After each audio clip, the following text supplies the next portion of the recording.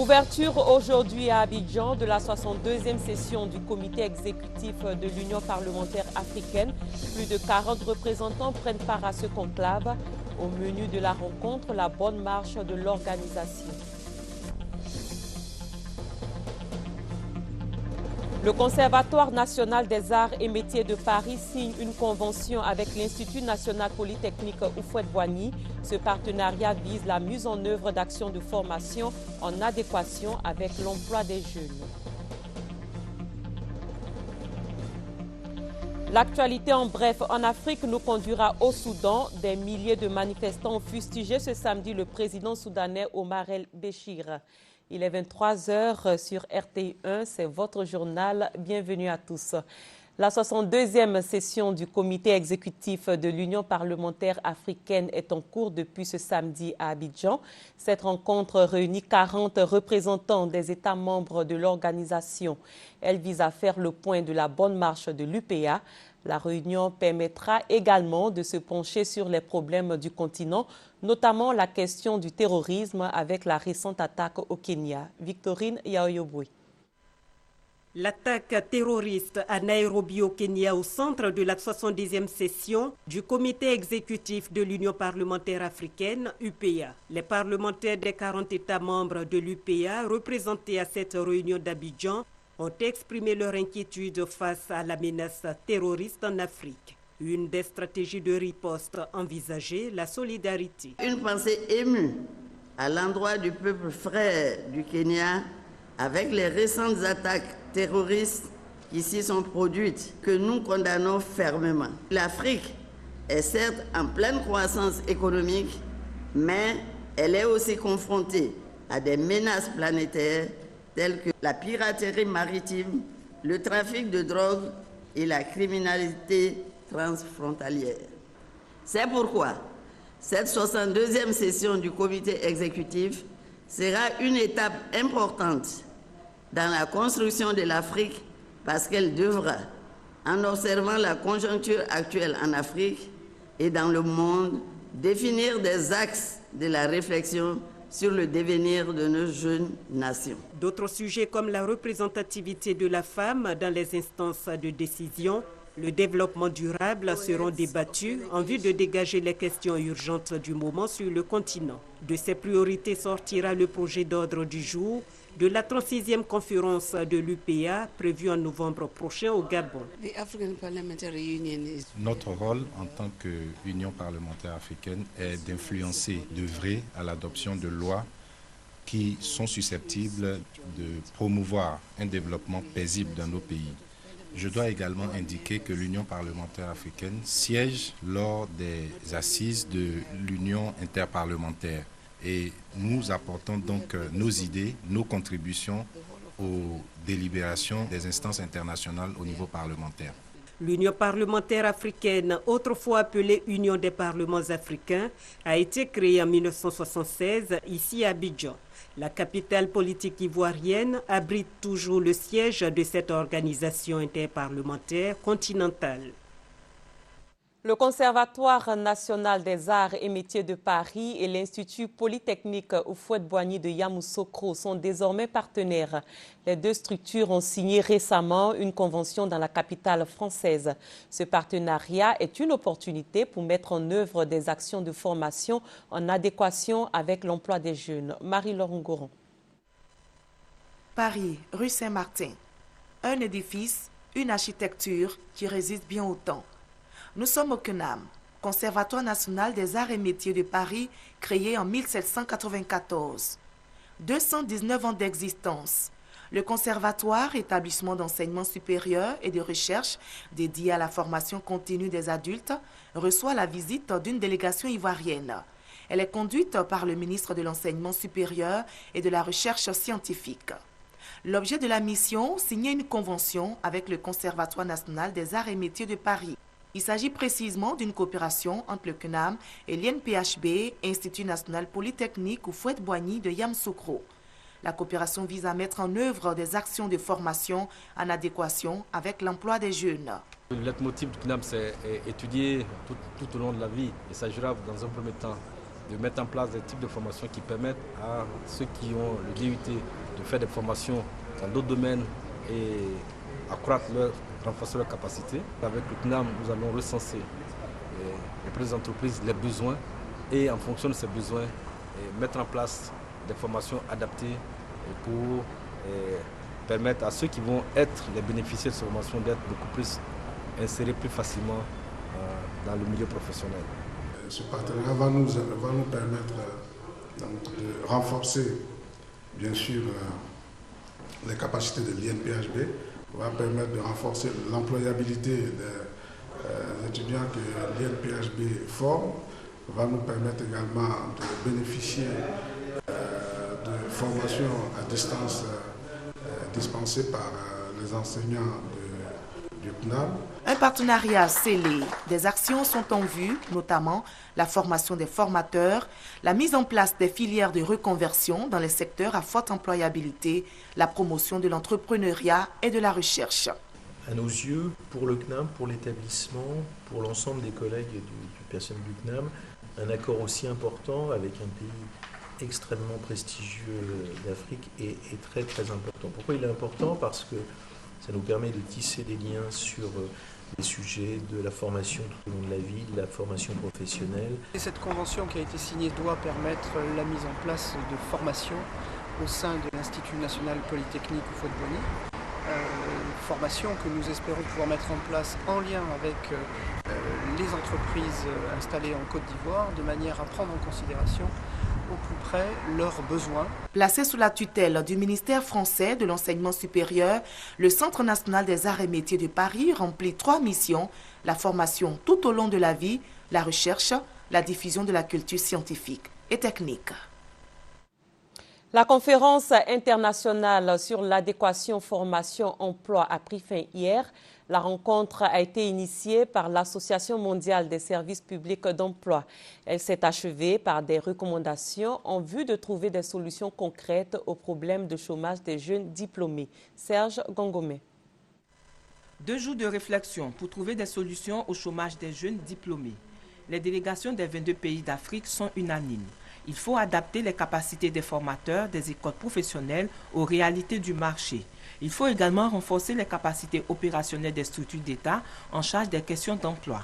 Il faut impliquer davantage les entreprises dans la recherche permanente de solutions à l'emploi des jeunes et informer les parents sur les secteurs pourvoyeurs d'emploi. La filière de l'hôtellerie par exemple ou du tourisme, on a rarement des parents qui poussent leurs enfants dans ces secteurs-là parce que c'est identifié comme des secteurs pas valorisants. Alors que c'est des secteurs porteurs, c'est des secteurs où il y a des niches d'emploi et il faudrait, au lieu de choisir des secteurs saturés, choisir ces secteurs porteurs pour que l'adéquation formation-emploi puisse être réussie. Pour le directeur général de l'Agence d'études et de promotion de l'emploi, la rencontre d'Abidjan a été enrichissante. Selon Ndri Philippe, elle aura permis aux pays participants d'échanger leur expérience en matière d'employabilité des jeunes diplômés.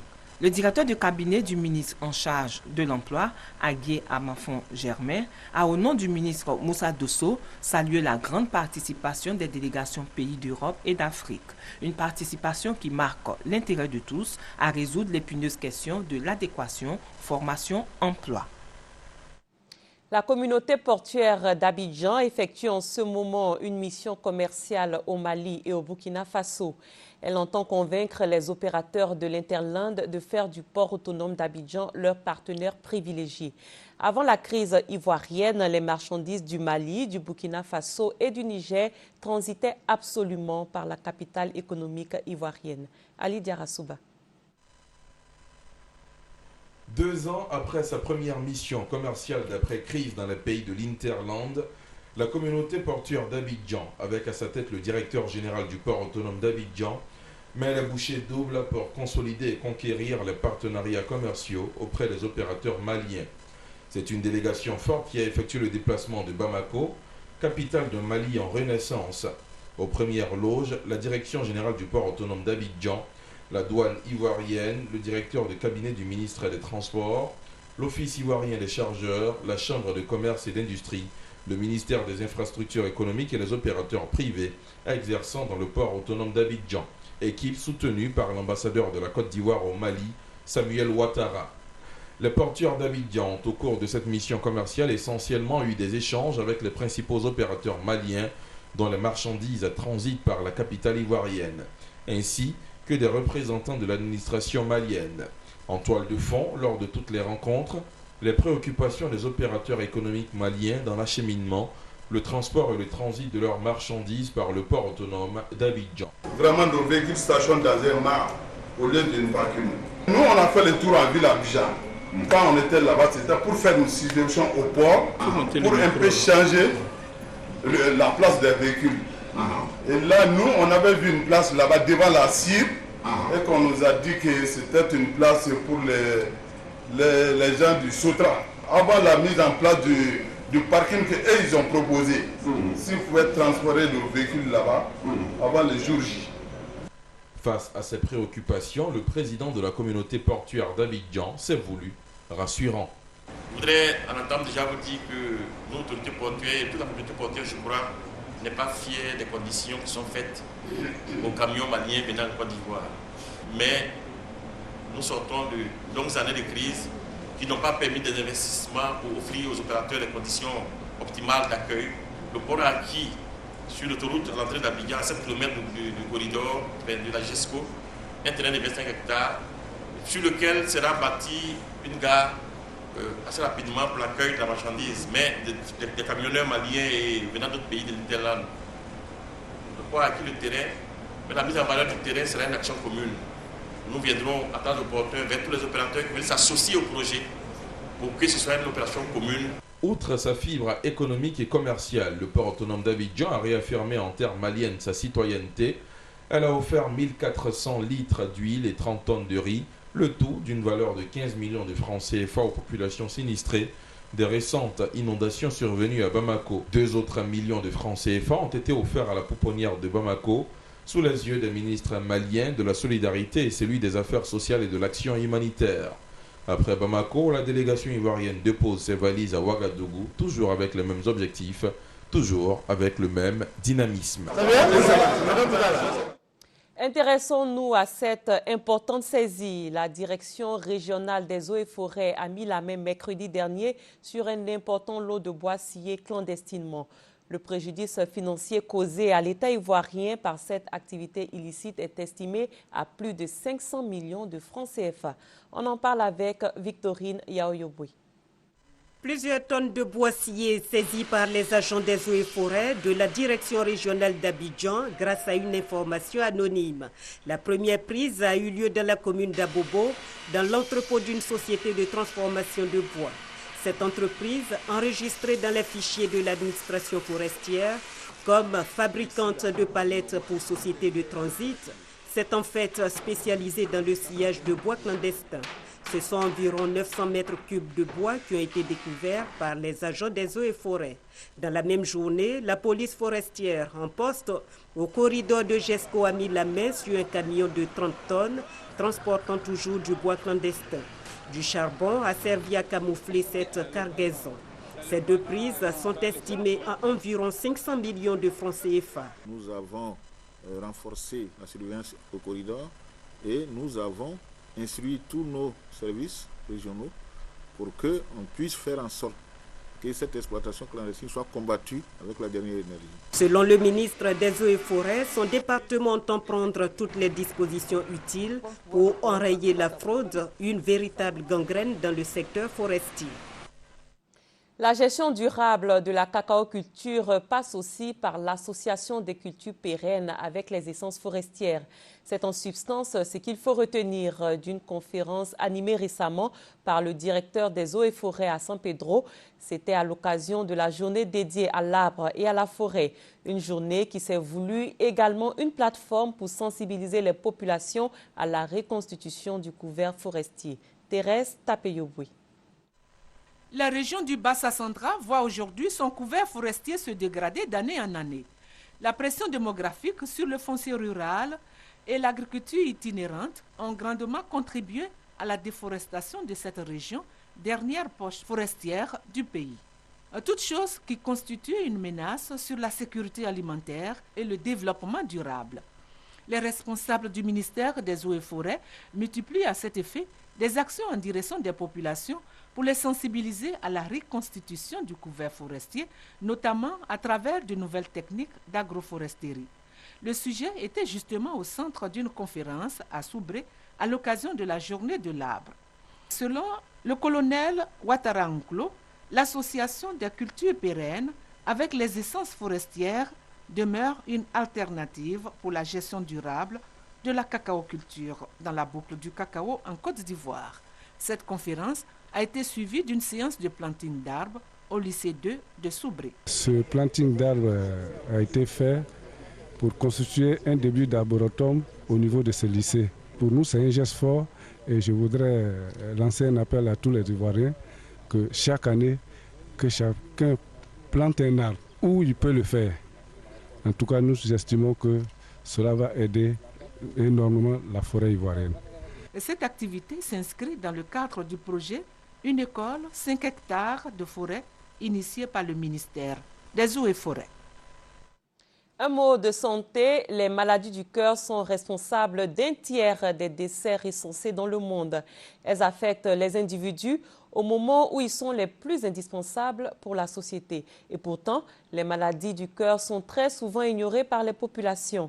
À la faveur de la Journée mondiale de lutte contre les maladies cardiovasculaires, une organisation dénommée la Fondation des maladies du cœur a décidé de mener une campagne de sensibilisation en vue d'informer le public sur les dangers liés à cette condition. La responsable de cette structure était au micro de notre reporter Serge Gangomé. Chaque année, les maladies du cœur et des vaisseaux sanguins, telles que l'hypertension artérielle, provoquent plus de 15% des décès en Côte d'Ivoire. Si rien n'est fait, un décès sur 2 en 2020 sera occasionné principalement par les maladies cardiaques. Très peu d'Ivoiriens sont informés de cette menace. Je n'ai pas une idée particulière des maladies cardiovasculaires. Non, je ne connais pas ces genres de maladies. En toute honnêteté, je ne sais pas. Pour pallier ce manque d'informations, la Fondation des maladies du cœur de Côte d'Ivoire a décidé d'initier des campagnes de sensibilisation. C'était important pour nous que nous passions à la phase de sensibilisation et de prévention sur l'ensemble des facteurs de risque qui étaient, à notre sens, ignorés par les populations ou mal connus.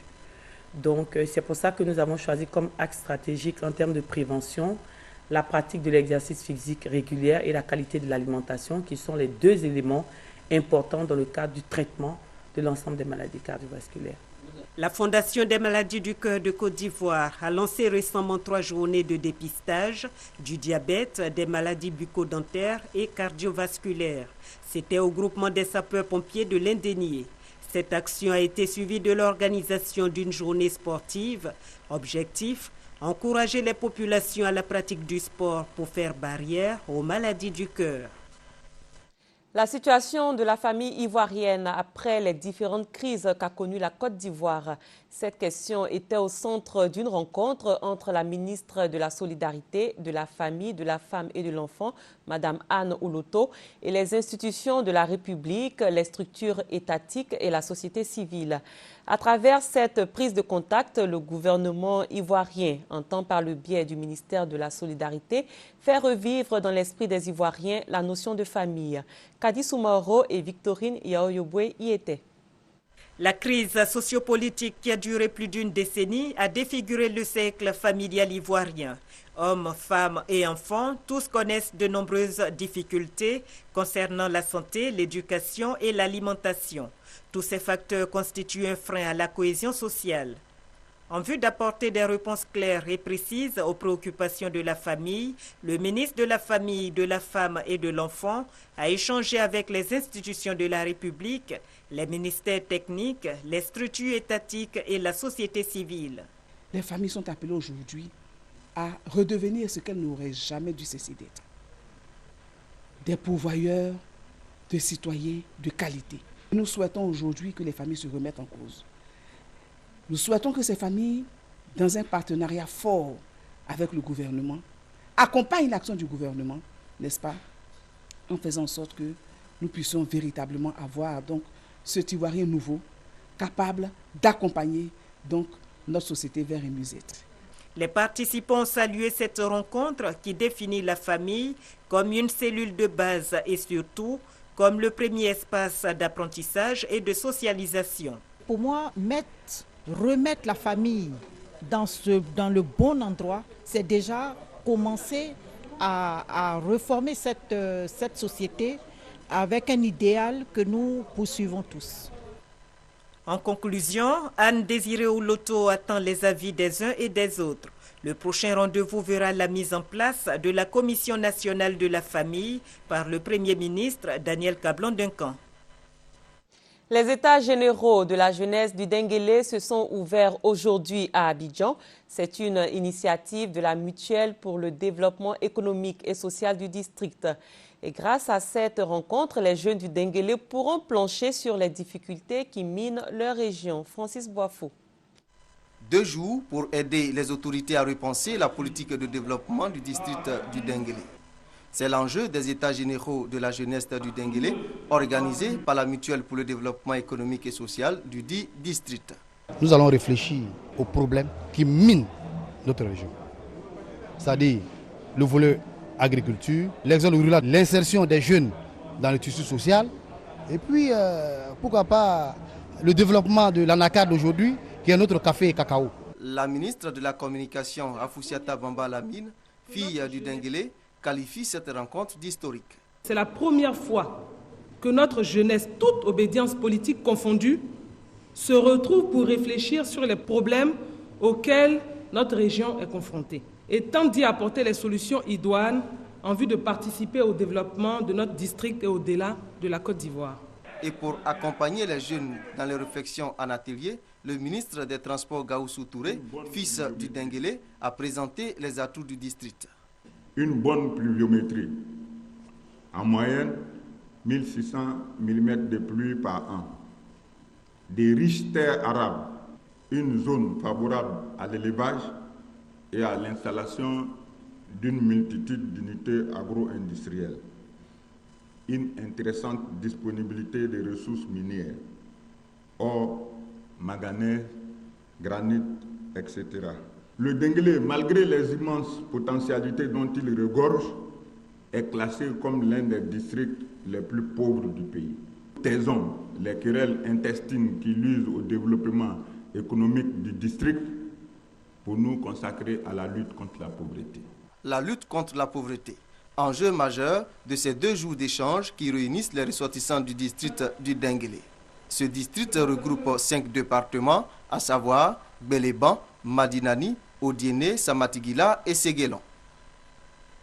Et sachez, avant de poursuivre, que le ministre des Infrastructures économiques informe les usagers de la route que d'importants travaux de réhabilitation de la section autoroutière Abidjan-Saint-Grobo se dérouleront du 2 octobre au 7 septembre 2013.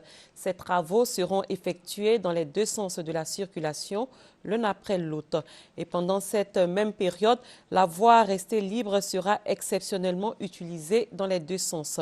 À cet effet, le respect scrupuleux de la signalisation et la plus grande prudence sont demandés aux usagers. Lancée le 3 août 2013 par la première dame de Côte d'Ivoire, Dominique Ouattara, l'opération « Nettoyons chaque jour devant nos maisons » se déroule bien sur le terrain. C'est du moins ce qui ressort du constat fait par le ministre de l'Environnement, de la Salubrité urbaine et du Développement durable, Alla Kwadio Rémy, au cours d'une visite dans les communes de Koumassi et de Treichville. Francis Boifo. La propriété est source de santé et de bien-être. Message du ministre de l'Environnement, de la Salubrité urbaine et du Développement durable aux habitants de la cité Si dans la commune de Koumassi et à ceux du quartier Apollo dans la commune de Treichville. Rémy Alla Kwadio effectuait une visite de terrain dans le cadre de l'opération « Nettoyons chaque jour devant nos maisons ». Cette opération a été lancée il y a environ 2 mois par la première dame, Mme Dominique Ouattara. Au quartier d'Ivo, dans la commune de Koumassi, l'appel de la première dame invitant les populations à assainir leur cadre de vie a été entendu, à en croire cette femme. Nous balayons en groupe et c'est par association aussi. Et vraiment, on fait ça tous les jours. Le ministre Rémy Alla Kwadio a pu constater l'effort consenti par les maires de Koumassi et Treichville pour emmener leurs administrés à s'approprier l'opération de salubrité. C'est un début. Nous encourageons donc les populations à continuer. Je dois donc remercier et féliciter monsieur le maire de Treichville, remercier et féliciter monsieur le maire de Koumassi, justement pour leur appropriation de cette opération et pour leur volonté. Et on sent que leurs collaborateurs sont vraiment motivés et qu'ils veulent que cela réussisse. Des efforts certes, mais beaucoup reste à faire pour avoir un cadre de vie propre dans certains quartiers de Koumassi et Treichville. Le ministre en charge de la salubrité urbaine demande aux autorités municipales et aux responsables des comités locaux de salubrité de faire du porte-à-porte, rappelant à chacun des habitants de leur commune la nécessité de nettoyer devant sa maison. Et je rappelle que le ministre des Infrastructures économiques informe les usagers de la route que d'importants travaux de réhabilitation de la section autoroutière Abidjan-Saint-Grobo se dérouleront du 2 octobre au 7 décembre 2013. Ces travaux seront effectués dans les deux sens de la circulation, l'un après l'autre.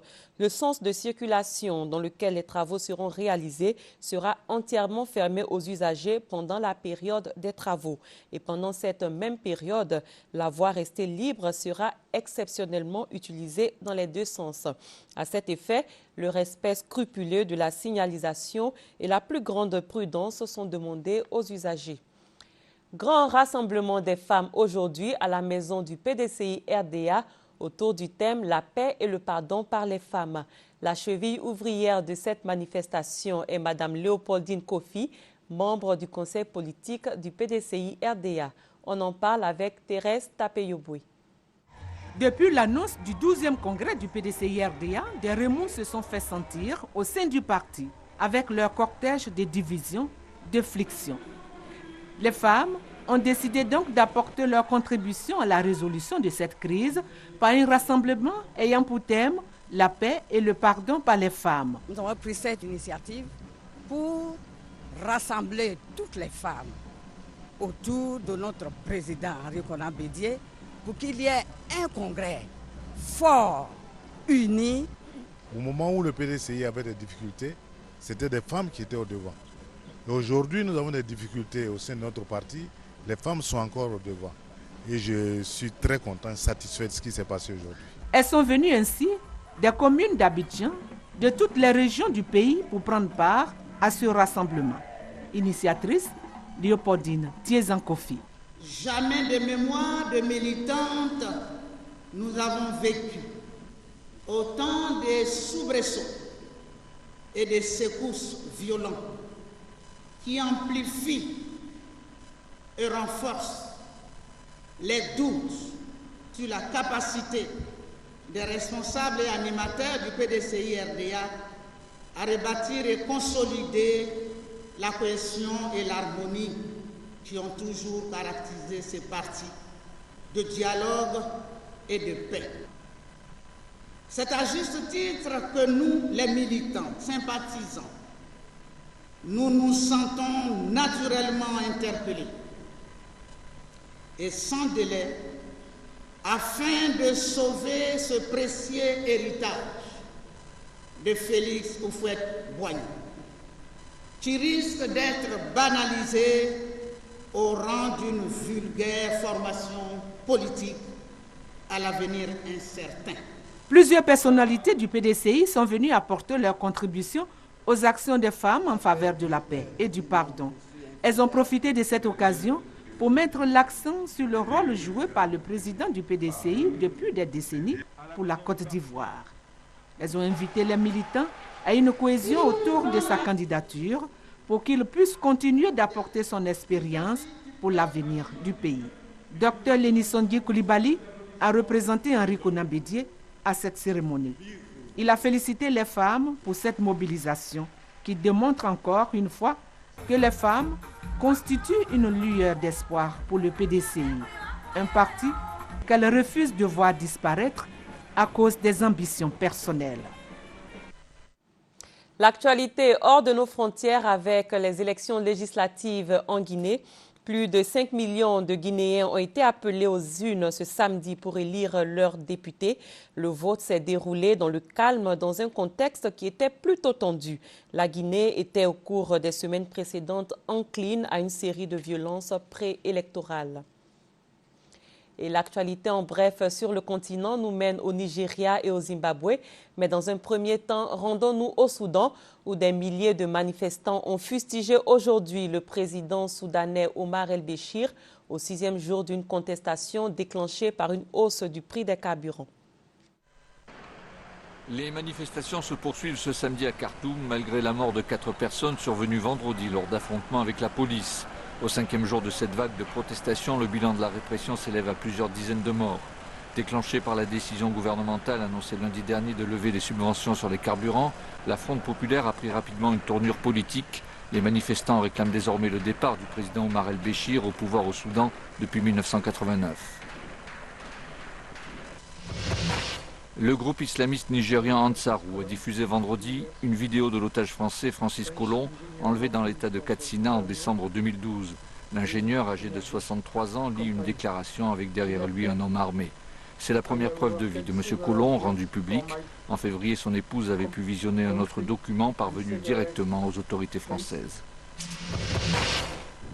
81 carcasses d'éléphants empoisonnés au cyanure, c'est le triste bilan que dressent sur quelques mois les responsables du parc Hwange National dans l'ouest du Zimbabwe. Les braconniers ont choisi ce mode opératoire pour pouvoir arracher les défenses de ces pachydermes. Ce parc, vaste de 15 000 km², abrite de nombreux éléphants et ne dispose que de 50 rangers pour en assurer la protection. C'est la fin de cette édition. Merci de votre aimable attention. Excellente fin de soirée sur RTI 1.